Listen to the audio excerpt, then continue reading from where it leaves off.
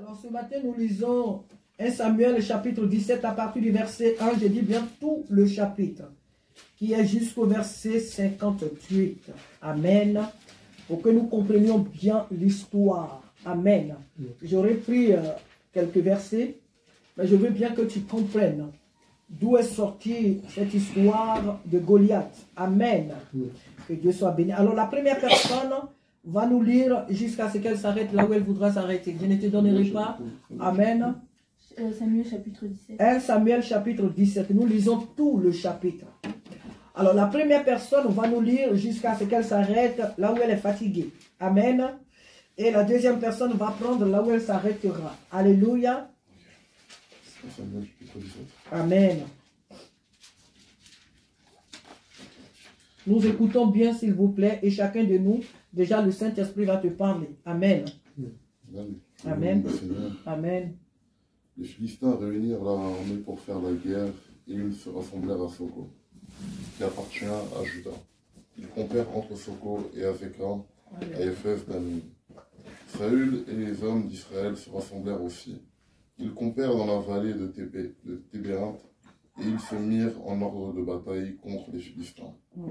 Les Philistins étaient vers la montagne d'un côté et Israël était vers la montagne de l'autre côté. La vallée les séparait. Un homme sortit alors du camp des Philistins et s'avança entre les deux armées. Et il se nommait Goliath.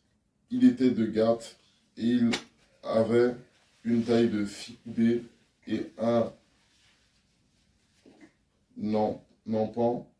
Sur sa tête était un casque d'airain et il portait une cuirasse à écailles d'un poids de 5000 cycles d'airain.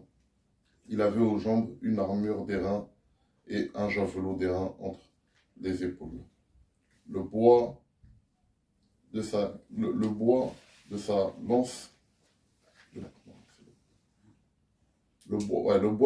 était comme une ensouple de tisserand et la lance pesait 600 cycles de fer. Celui qui portait son bouclier marchait devant lui. Le Philistin s'arrêta et s'adressant aux troupes d'Israël, rangé en bataille, il cria « Pourquoi sortez-vous pour vous ranger en bataille? Ne suis-je pas le Philistin? N'êtes-vous pas des esclaves de Saül? Choisissez un homme qui descende contre moi. S'il peut me battre et qu'il me tue, nous vous serons assujettis. Mais si je l'emporte sur vous et que je le tue, vous nous serez assujettis et vous nous servirez. » Le Philistin dit encore « Je jette en ce jour un défi à l'armée d'Israël. Donnez-moi un homme et nous nous battrons ensemble. » Saül et tout Israël entendirent ces paroles du Philistin et ils furent effrayés et saisis d'une grande crainte. Or David était fils de cet Éphratien de Bethléem de Juda, nommé Isaïe, qui avait 8 fils et qui, du temps de Saül, était vieux, avancé en âge. Les 3 fils aînés d'Isaïe avaient suivi Saül à la guerre. Le premier-né de ces 3 fils, qui étaient partis pour la guerre, s'appelait Eliab. Le second, Abinadab. Et le troisième, Shama. David était le plus jeune. Lorsque les trois aînés eurent suivi Saül, David s'en alla de chez Saül et revint à Bethléem pour faire paître des brebis de son père. Amen. Une deuxième personne. Merci beaucoup. Merci. Amen. Partie du verset 16. Oui. Pendant 40 jours, Goliath, le Philistin, se présenta matin et soir en face de l'armée d'Israël. Un de ces jours-là, José dit à David, « Prends ce sac de grains grillés et ces 2 pains, et apporte-les rapidement au camp pour tes frères. Prends également ces 2 fromages que tu offriras au commandant de l'unité. Tu verras si tes frères sont en bonne santé, et tu me rapporteras d'eux un signe prouvant que tout va bien. Tu les trouveras avec Saül et toute l'armée d'Israël dans la vallée de Térébinthe, où ils affrontent les Philistins. » Tôt le matin, David confia ses moutons à un gardien, prit ce qu'il devait emporter et s'en alla comme José lui avait ordonné. Il arriva au camp Il arriva au camp à l'heure où l'armée allait prendre position ou pousser le cri de guerre. Les Israélites et Philistins se mirent en ordre de bataille face à face. David laissa ses affaires entre les mains du gardien des bagages et se rendit en hâte là où se trouvait l'armée. Il y rejoignit ses frères et leur demanda comment ils allaient. Ils étaient en train de parler avec eux lorsque Goliath, le Philistin de Gath, sortit des rangs et répéta son défi habituel. David l'entendit. Tous les Israélites reculent quand ils virent Goliath car ils avaient très peur. On disait, vous voyez cet homme, c'est pour nous provoquer qu'il s'avance ainsi. Eh bien, celui qui réussira à le tuer, le roi le comblera de richesses, lui donnera sa propre fille en mariage et accordera des privilèges à sa famille en Israël. David demanda aux soldats qui étaient près de lui quelle récompense recevra celui qui tuera ce Philistin et qui vengera ainsi l'insulte infligée à Israël.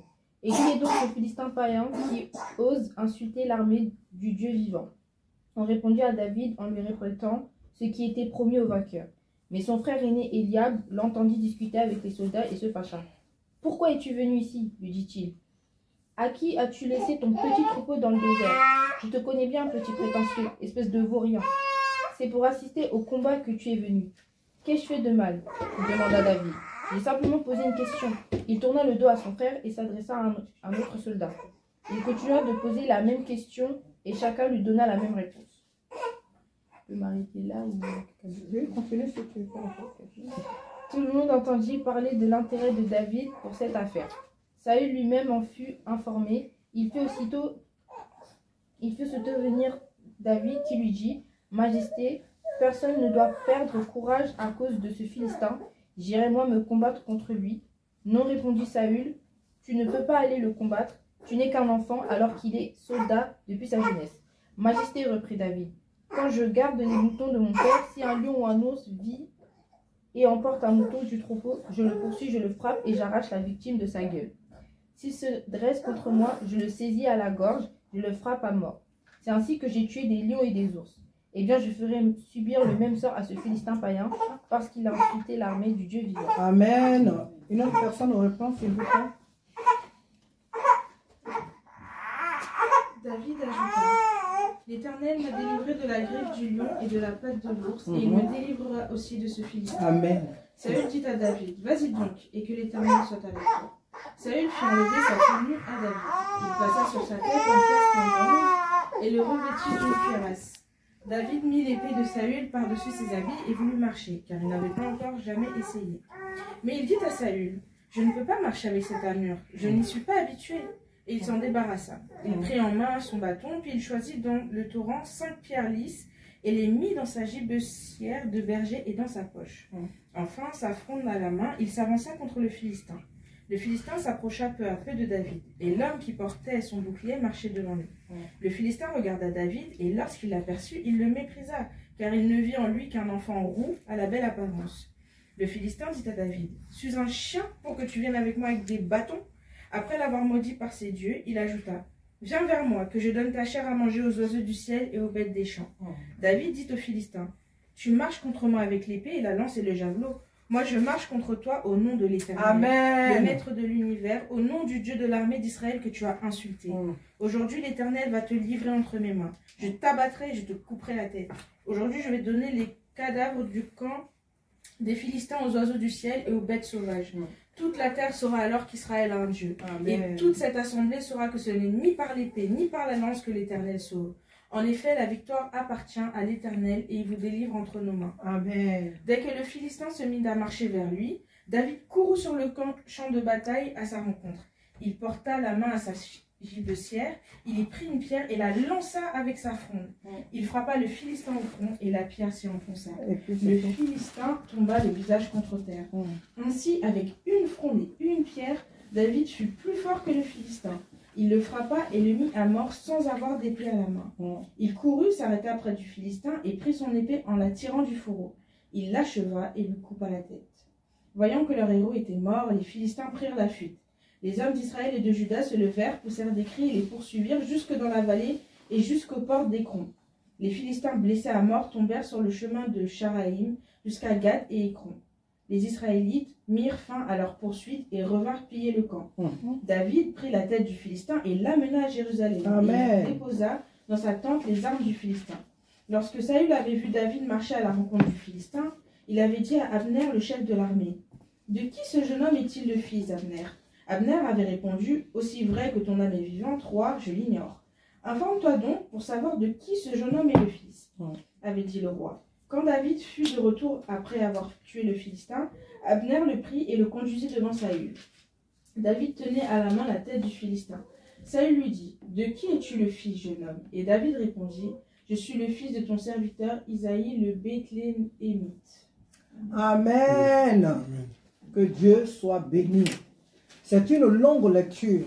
J'ai voulu, par la grâce de Dieu, qu'on lise tout le chapitre pour que vraiment on comprenne mieux cette histoire de David et Goliath.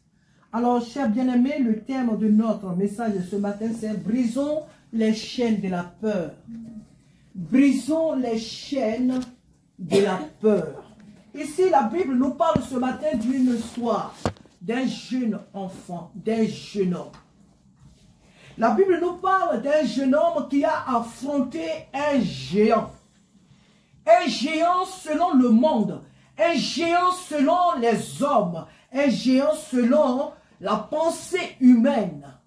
En réalité, il n'était pas un géant. Parce que quand Dieu lui-même t'appelle géant, c'est que tu l'es réellement. Mais celui-là, il était géant. Ça, c'est le dire des hommes. Parce que quand tu n'es pas dans la voie de Dieu, quand tu n'es pas dans la vision de Dieu, quand tu ne connais pas Dieu, le monde t'élève comme un géant. Mais en réalité, tu ne l'es pas. Lorsque Dieu envoie même le tout petit de ses enfants, même le tout petit, quand il l'envoie contre celui-là qui est nommé comme géant, il le terrasse. Pourquoi? Parce que le véritable Dieu vit en lui. Alléluia. Amen. Brisons les chaînes de la peur. La Bible nous parle ici d'un homme qui s'appelait Goliath. Il était un homme de guerre depuis sa jeunesse. Cet homme était rodé. Même son épée qu'il tenait, cette épée-là ne pouvait pas être tenue par n'importe qui. Parce qu'il était grand. La Bible nous dit qu'il avait une taille de 6 coudées. En français, on dirait 2,80 m. C'était un homme grand. Un homme puissant, un homme de guerre. Et cet homme-là, un jour son armée, les Philistins ont engagé une guerre contre l'armée de Dieu. Ayant engagé cette guerre, la Bible dit qu'avant, les gens avaient leur manière de faire leur guerre. C'est pas comme aujourd'hui, les gens se lèvent directement, ils s'attaquent. Mais avant, c'était les autres sont de l'autre côté, et puis ça s'insulte, et puis d'abord, et puis petit à petit, ils s'affrontent, ils se battent, et puis après encore, ils se séparent, ils vont se reposer quand on le voit dans les films. C'est ce que j'ai vu dans les films. Voilà. Et je pense que c'est comme ça que les gens faisaient avant les choses. Alors, la Bible nous dit que le peuple philistin était d'un côté, et les enfants d'Israël étaient de l'autre côté de la montagne. Et c'était une vallée qui les séparait. Ce qui faisait la force des Philistins, c'était un homme. Ce qui faisait la force de l'armée philistine, c'était Goliath. Ils n'avaient pas foi en eux-mêmes, à leur capacité de vaincre les Hébreux. Ils avaient à leur tête un homme qui s'appelait Goliath. Goliath était leur espérance. Goliath était leur espoir. Goliath était leur Dieu. Goliath était leur bouclier. Et c'est au nom de ce Goliath qu'ils étaient venus combattre le peuple de Dieu. Ces Philistins ignoraient que Israël a le véritable Dieu. Malgré tous les témoignages qu'ils ont reçus du peuple d'Israël, ils se sont dit que ce Dieu-là les avait certainement abandonnés. Ils étaient seuls, ils étaient sans force, ils étaient sans pouvoir, ils n'avaient pas d'héros. Même leur roi Saül n'était pas capable d'affronter leur héros. Ils étaient arrogants, méprisants. Alors jour et nuit, ils insultaient les Hébreux. Bande d'incapables, bande d'insensés. Qui peut nous affronter? Qui peut nous combattre? Et ils insultaient le peuple de Dieu. Goliath lui-même sortait et il dit, mais qui peut m'affronter, moi Goliath? Qui peut me vaincre? Moi Goliath le Tout-Puissant, qui de vous? Envoyez-moi votre héros et qu'il m'affronte. Et face à ces menaces, le peuple d'Israël était angoissé, était rempli de peur. Ce peuple-là s'ignorait. Le peuple d'Israël était un peuple en ce temps-là qui s'ignorait. Qui ignorait qu'il avait un Dieu grand. Qui ignorait qu'il avait un Dieu tout-puissant. Alors, face aux menaces de Goliath, ils étaient angoissés. Ils étaient dans la peur. Qui va les délivrer? Qui est-ce qui va les délivrer? Le roi Saül, qui était un homme, la Bible dit même que Saül était même le plus grand de tous les enfants d'Israël, en taille et même en beauté. Saül était le plus grand de tous les enfants d'Israël, en taille et en beauté. Donc il faut voir qui était Saül. Mais malgré sa taille, malgré sa beauté, Saül n'a pas pu faire confiance à celui qui l'avait établi. Saül n'a même pas eu confiance à ce Dieu-là qu'il avait établi. Il était apeuré. Saül ne dormait presque plus. Il était confondu. Saül se disait même qu'il allait perdre son royaume. Il allait mourir. Le peuple d'Israël était désespéré. Ils sont partis se constituer une armée, une force armée, remplie de peur, de crainte, incertaine. Et ils sont venus là comme ça se présenter pour ne pas qu'on dise que il n'y avait pas de garçon en Israël. Donc ils sont venus quand même là. Mais ils avaient oublié leur réelle identité. Ils s'ignoraient. Comment tu peux aller en guerre quand tu t'ignores, quand tu ignores tes capacités? Ils n'avaient aucune stratégie de guerre. Ce petit David qui était méprisé par ses propres frères, par ses parents qui étaient jetés là dans la brousse, celui-là qui gardait le troupeau, qui était là-bas, oublié de tous. C'est lui un jour qui va aller, son père va envoyer donner à manger à ses frères sur le champ de bataille là-bas. Et la Bible nous dit que David un jour, il part donner la nourriture à ses frères. Et puis les paroles de ces arrogants vont tomber dans ses oreilles. Il va entendre que Goliath est en train d'insulter Israël. Il dit, mais ce n'est pas possible. Ce n'est pas possible. Nous qui avons eu des héros, nous qui avons le grand Dieu qui divise la mer pour faire passer son peuple, nous qui avons le Dieu qui fait tomber du ciel les grêles de feu, nous qui avons le Dieu qui fait tomber du ciel la manne, nous qui avons le Dieu qui divise les rochers, qui fait sortir de l'eau, nous qui avons le Dieu qui opère les prodiges et les miracles, nous qui avons ce Dieu créateur du ciel et de la terre, nous qui avons le Dieu qui tient le souffle de ces arrogants là dans ses mains, c'est à nous là que cela s'adresse. Mais ce n'est pas possible. Alors David va auprès de l'armée de ses frères pour se renseigner. Mais qui sont ces hommes? Mais qui est cet homme qui nous insulte? C'est qui cet homme-là qui nous insulte?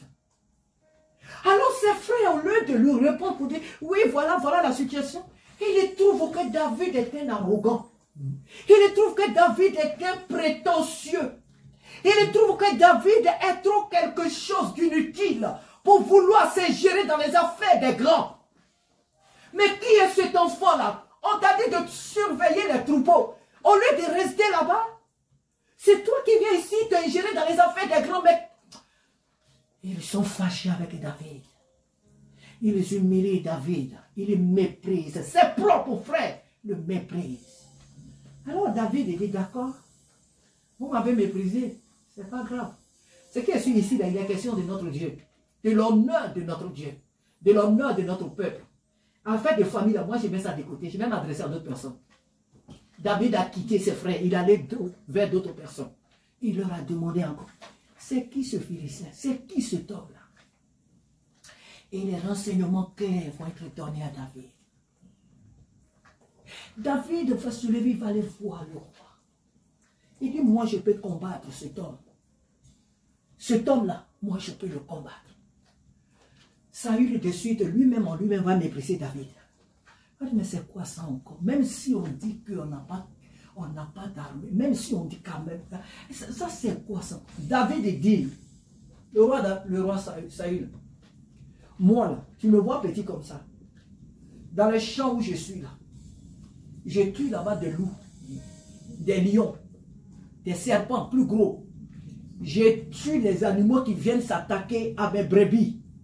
Si moi, tel que je suis là, j'ai tué les ours, les lions, je ne sais quoi, des animaux féroces pour les empêcher de tuer mes brebis, ce n'est pas les Philistins ou celui-là que je ne peux pas battre. Le Dieu qui m'a délivré des pattes de loup, le Dieu qui m'a délivré de la gueule des lions, il est capable de me délivrer de cet incirconcis. Amen. Alléluia. Amen.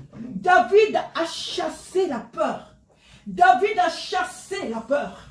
Et il a dit à Saül que moi, au nom de l'Éternel, je peux vaincre cela. Alors, Saül commence à prendre un peu confiance quand l'enfant confesse de telles paroles. Il dit, ah bon, on ne sait jamais. On ne sait jamais. Mais, bon, Dieu, il est grand, on ne sait jamais. Alors, pour te protéger quand même, tu es un enfant. Tu n'es pas un homme de guerre. Pour te protéger, prends mes affaires. Saül, toi aussi. Comment tu peux donner tes affaires de guerre à un enfant de rien du tout? Parce que les affaires de guerre, ça pèse. De bas jusqu'en haut, c'est du fer. Il dit, prends ça au moins, même s'il doit te tuer, peut-être ça va mettre un peu de temps pour qu'il te tue.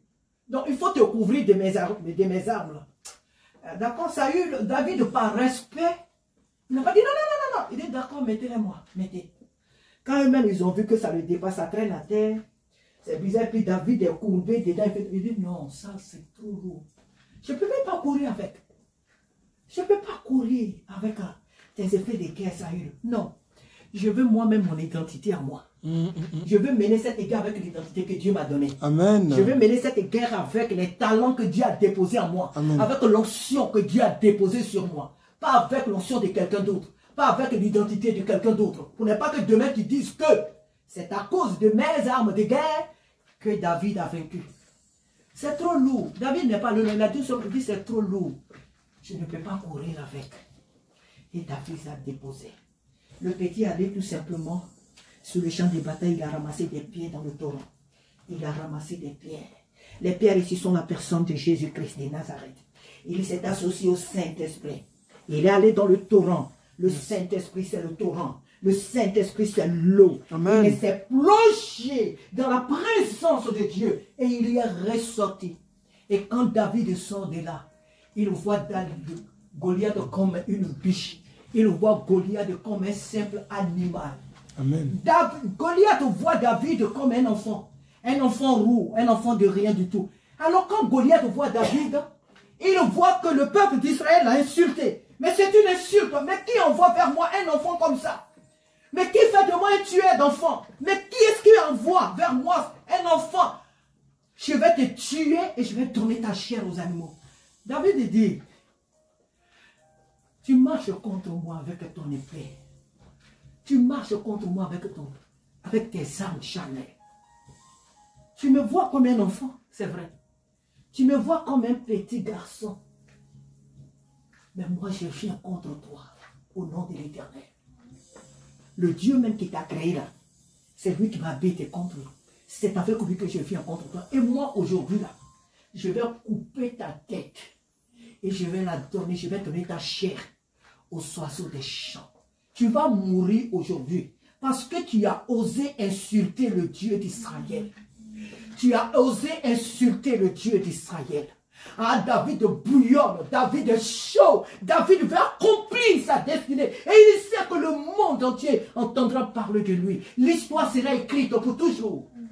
David dit, la honte ici n'appartient pas à Dieu. Non. La honte ici, elle n'appartient pas à Dieu, elle appartient à Satan. Alors David court. Avec son javelot, David court sur le champ de bataille. Il court avec une épée. Goliath avait une épée. David avait un caillou. Un simple caillou. Et la Bible dit qu'il a lancé cette épée. Elle s'enfonça. Goliath était couvert de la tête jusqu'au pied. Mais dans son casque là, le Seigneur a trouvé un trou. Et le caillou de David a tapé tout juste. Le caillou est entré dans sa tête. Goliath est tombé. David a pris lui-même son épée. L'épée de Goliath. Il a coupé la tête de Goliath. Quand les Philistins ont vu ça, Tout leur espoir s'est envolé. Toute leur espérance s'est envolée. Ils ont pris la fuite. Maintenant, les frères de David là, et les autres soldats là, c'est maintenant ils ont eu le courage de poursuivre les autres Philistins. Ils sont allés pour les combattre et ils ont vaincu. Plus jamais Israël n'a plus entendu parler de Goliath. Parce qu'un homme s'est levé. Parce qu'une personne s'est levée. Chers frères et sœurs, nous vivons dans un temps où le monde nous lance des défis. Nous vivons dans un monde où le monde des païens, le monde des incirconcis nous lance des défis en tant que l'Église. Et l'Église reste toujours bébé. L'Église est cachée dans les cavernes. Nos nations, des gens se lèvent et osent insulter. Nos nations sont envahies par les disciples de Satan. Ils se croient plus forts parce qu'ils ont des chars, parce qu'ils ont des chevaux, parce qu'ils ont toutes les armes, des bombes, parce qu'ils ont des connaissances, des personnes se lèvent et méprisent les peuples, oppriment les peuples. Parce que Dieu a eu confiance en elles et leur a confié les nations. Alors aujourd'hui, nous voyons tous ici ce que fait ce monde. Nous connaissons un chef d'État qui s'est arrêté devant son palais et qui a dit au peuple, venez me chercher. Venez me chercher.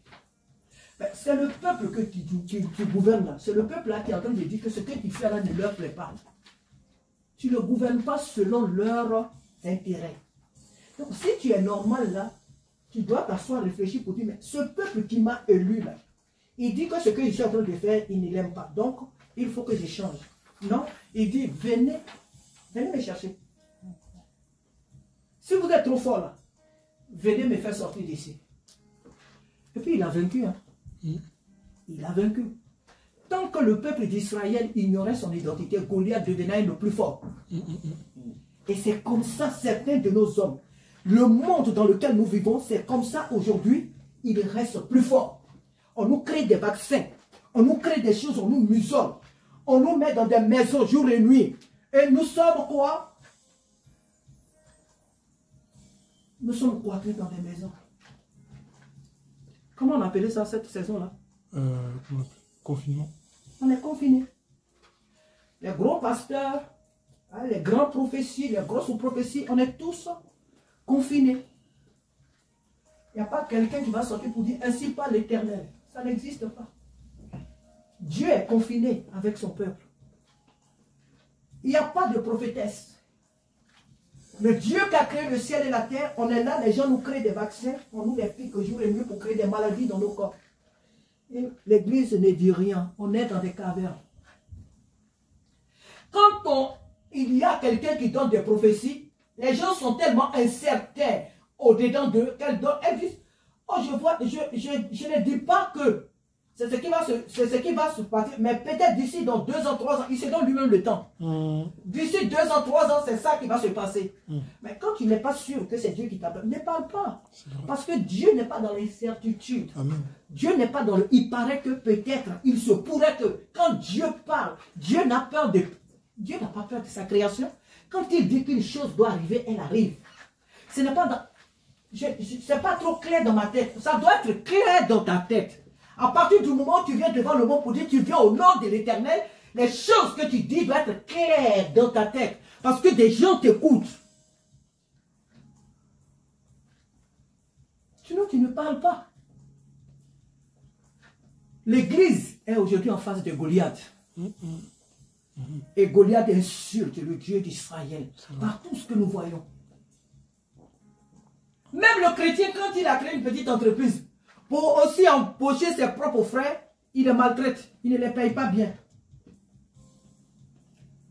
Ce sont eux aujourd'hui, on vient d'informations, ce sont eux qui ont tous ces bâtiments, les supermarchés, partout, c'est eux qui ont ça. On ne peut pas compter les entreprises des chrétiens dans le monde. Sinon qu'on peut les compter du bout des doigts. Tous les travaux que nous faisons, nos chefs d'entreprise, tout cela, la majorité, ce sont les gens du monde, dans tout. Le chrétien a la bouche fermée.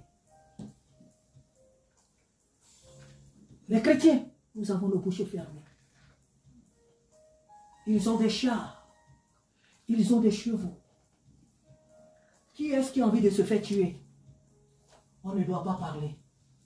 Si tu parles, tu n'auras pas de salaire. Si tu parles, tu n'auras pas de maison. Si tu parles, tu n'auras pas de tranquillité. Alors on se tait, oubliant que le Dieu qui habite en toi, ce que tu dis là, ça peut arriver à l'instant. Dieu n'est pas obligé de différer ses prophéties. Les prophéties d'Ésaïe ont été différées. Les prophéties de certains, beaucoup de prophètes se sont accomplies plus tard. Mais les prophéties d'Élie et de Moïse n'ont pas été différées. Lorsque Moïse se rend devant Pharaon, il dit, et les choses sur le champ s'accomplissent. Est-ce que nous, les chrétiens, nous savons qui nous sommes? Face à ce monde, nous nous voyons comme des nains. Face à ce monde, nous nous voyons comme des petits roux aux yeux blancs. Nous nous voyons comme des enfants.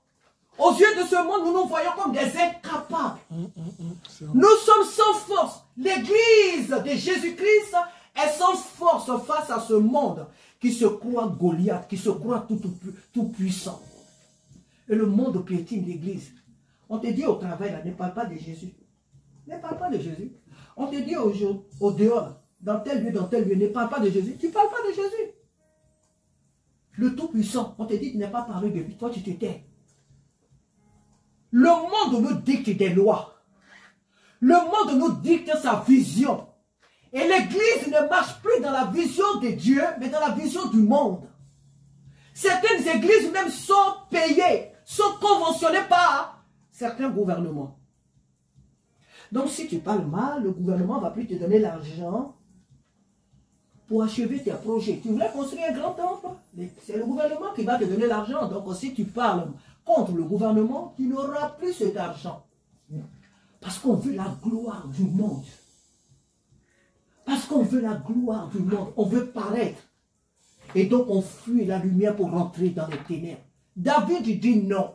Chers frères et sœurs, c'est à nous de sauver l'honneur de Dieu. Amen.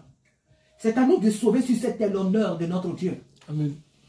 Si nous voulons être peureux, si nous voulons toujours être des bons élèves du monde, on dit on ne fait pas ça. Hey, d'accord. Non, mais oui, mais ils ont dit. Ah non, mais ils ont dit oui. Oui, mais ils ont dit oui. Si nous laissons toute la place à ce monde, il nous gouvernera comme il le fait aujourd'hui. Nous devons briser les chaînes de la peur. Rentrer dans la présence de Dieu. David, d'abord, il va rentrer dans le torrent. Il marche dans le torrent, il prend des pierres. Il ne court pas comme ça. Il a son javelot. Il a sa jubbessière. Mais il rentre dans le torrent. Il va d'abord à la rencontre du Saint-Esprit. Revêtu de là, il va affronter Goliath. Le monde nous a assez dicté ses lois. Levons-nous en tant que l'église du Seigneur et affrontons ce monde. Nous ne sommes pas petits. David était petit de taille, mais grand par la puissance de Dieu, du Dieu vivant. Nous sommes grands. Nous sommes puissants. Nous sommes des dieux sur cette terre. Ne nous sous-estimons pas. Brisons les chaînes de la peur et affrontons ce monde. Aux yeux du monde, à ses propres yeux, il est Goliath. Mais aux yeux de Dieu, ce n'est qu'un nain. Aux yeux de Dieu, ce monde n'est rien du tout. Alors affrontons-le. Alléluia. Amen. Que Dieu nous aide. C'est tout un chapitre que nous avons lu. Il y a beaucoup d'enseignements. Mais nous allons seulement ce matin nous arrêter là pour dire, chers frères et sœurs, que nous devons hausser la tête. Nous devons hausser le ton en tant que l'église. Et nous devons parler. Tu as ton portable, tu vas envoyer un message. Aie le courage de faire une petite vidéo, même de 2 ou 3 minutes. Et envoie le message à ce monde. Annonce l'évangile. Prie pour quelqu'un qui est malade. Annonce l'évangile. Remplissons les réseaux sociaux de la parole de Dieu. Ne soyons pas des chrétiens timides. On n'a pas dit de connaître d'abord toute la Bible entière. Hier, j'étais allé évangéliser pour finir. Dans le marché de dimanche. Et quand je passe, il y a un arabe qui était en train de vendre là des choses. Il dit qu'il habite à Villenoix. Et vous savez toujours les questions qu'il nous pose. Jésus n'est pas Dieu. Et tout ceci, Jésus n'est pas Dieu. Il me dit, mais montre-moi dans la Bible où Jésus a dit qu'il est Dieu. Qu'il ne faut pas adorer Dieu. Il dit, montre-moi où Jésus a dit dans la Bible. Alors je lui ai donné tout un... Je lui ai fait la liste de tous les passages. Il me dit que lui, il a la Bible à la maison. il lit la Bible, tout ça là, mais rien ne prouve que, je lui ai donné là où Jésus a dit à Philippe, je suis avec vous depuis, tu ne me connais pas, où Jésus parle avec, dans Jean 18, où Jésus parle avec les chefs religieux, où il a dit que, avant qu'Abraham ne soit, moi je fus. Tout ça, je lui ai donné, le monsieur dit que ça ne prouve pas, que j'ai dit d'accord. C'est là que j'ai compris aussi que, on n'a pas besoin de discuter avec les gens, que quand Dieu n'a pas ouvert les yeux de quelqu'un, il ne peut pas comprendre. La parole de Dieu est spirituelle. Et je l'ai laissé là comme ça. Puis je suis parti. Ce n'est pas à moi de te convaincre. Alléluia. Mais faisons le minimum. Faisons ce qui est à notre pouvoir. Les portables, là, ne les prenons pas seulement pour regarder des images, regarder. Non, non, non. Remplissons nos portables, remplissons les réseaux sociaux de la parole de Dieu. Envahissons les réseaux sociaux par la parole de Dieu. L'ennemi va te dire, les pensées vont te dire, ah, tu en fais trop, tu mets trop.